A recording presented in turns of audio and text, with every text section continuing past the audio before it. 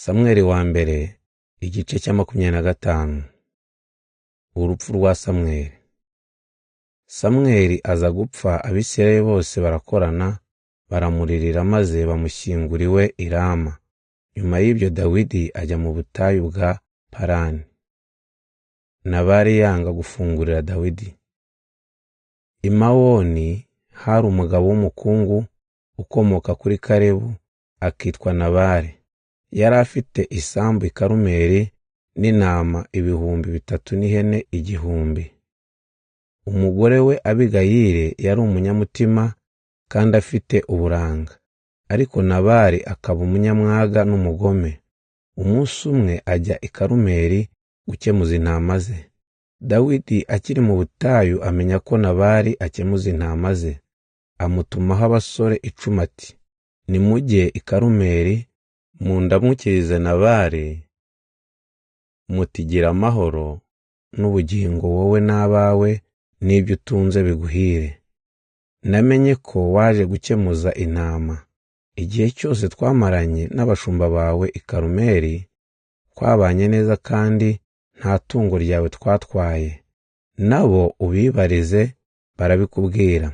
None rero kubera umunsi mukuru abo basore banjye ubakire neza, ubahe ibyo gufungurira abagaragu bawe nanjye Dawidi umwana wawe. Abo basore bageze kwa Nabali bamusubiriramo amagambo yose Dawidi yabatumye, maze barategereza. Nabali arabasubiza ati, Dawidi uwo mwene Yese ninde? Muri iki gihe hari abagaragu benshi batoroka ba shebuja. None ngo nimfate imigati n'amazi n'inyama nazigamiye abakemura intama zanjye, maze mbihe abantu ntazi niyo baturuka? Abo basore basubiraho Dawidi ari, bamutekerereza ibyo Nabali yavuze. Nuko Dawidi abwira ingabo ze ati, buri wese nafata inkota ye. Maze babigenza batyo. Dawidi nawe afatiye ajyana n'ingabo zigera kuri 400, izindi 200 zisigara zirinze ibintu.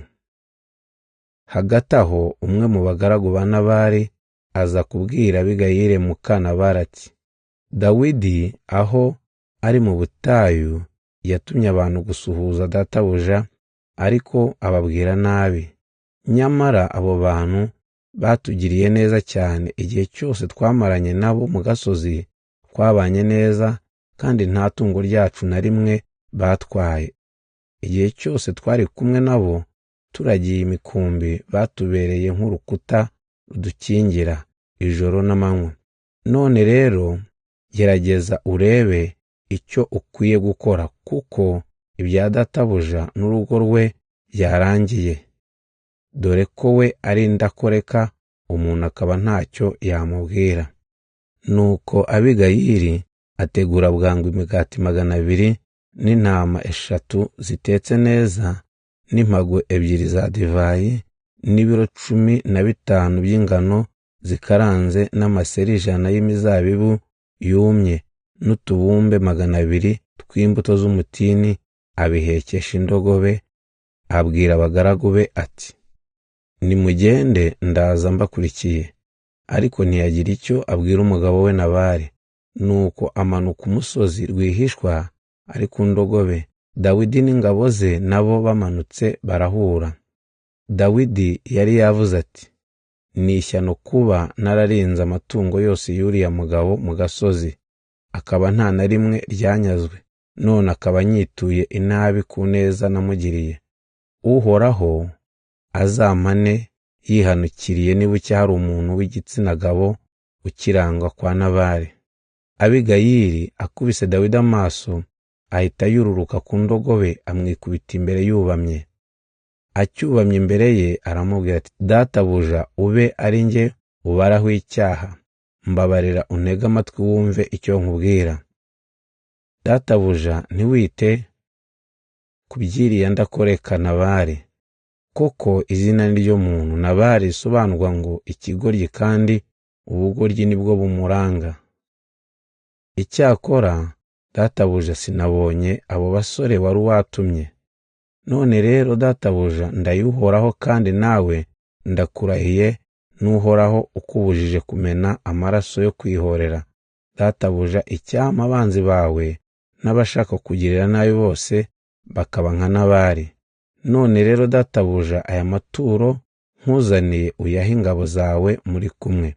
Ndakwinginze umbabarire icyaha cyanjye, ikibi ntikikarangwe mu mibereho yawe yose. Uhoraho azaguha kwima ingoma wowe n'abazagukomokaho, kuko umurwanirira. Nihagira umuntu uzagukurikirana ashaka kukwica, Uhoraho Imana yawe azakinga ukuboko agukomereze ubuzima. Naho abanzi bawe azabata iyo gihera nk'ukoresheje umuhumetso. Databuja Uhoraho namara kugukorera ibyo yagusezeranyije byose, akakugira umutegetsi w'Abisirayeli, ntuzicuze kuko utihoreye umena amaraso nta mpamvu. Databuja Uhoraho namara kukugabira uzanyibuke. Nuko Dawidi abwira Abigayili ati, nihasingizwe Uhoraho Imana y'Abisirayeli, uwe wakoresheje uyu munsi kugira ngo duhure. Nawe ushimirwe gushyira mu gaciro kwawe, kuko uyu munsi wambujije kumena amaraso kugira ngo nihorere. Nari narahiye Uhoraho Imana y'Abisirayeli ko bwari gucya nta muntu w'igitsina gabo ukirangwa kwa Nabali, ariko Uhoraho yambujije kugirira nabi kuko wahise unsanganira. Nuko Dawidi yakira ibyo Abigayili amutuye maze aramubwira ati, isubirire imuhira amahoro, wiboneye ko nakumvise nkakwakira neza.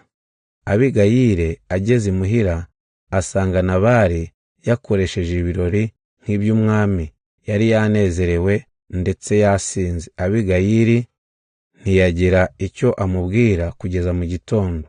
Bukeye Nabali amaze gusinduka, umugore we amutekerereza ibyari byabaye, maze umutima urahagarara amera nk'igiti. Hashize iminsi nk'icumi, Uhoraho atuma Nabali apfa. Dawidi amenya ko Nabali yapfuye aravuga ati, nihasingizwe Uhoraho wandengeye akankiza agasuzuguro ka Nabali, kandi akandinda kugira nabi.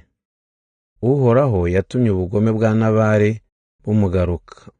Nuko Dawidi atuma abagaragu be kumurehereza Abigayili kugira ngo amubere umugore. Bageze i Karumeli baramubwira bati, Dawidi yakudutumyeho kugira ngo tukuzane umubere umugore. Nuko Abigayili yubama imbere yabo aravuga ati, dore ndi umuja we, niyemeje kujya noza ibirenge by'abagaragu ba databuja. Abigayili ahaguruka bwangu, yurira indogobe, aherekezwa n'abaja 5, akurikira intumwa za Dawidi maze aba umugore we.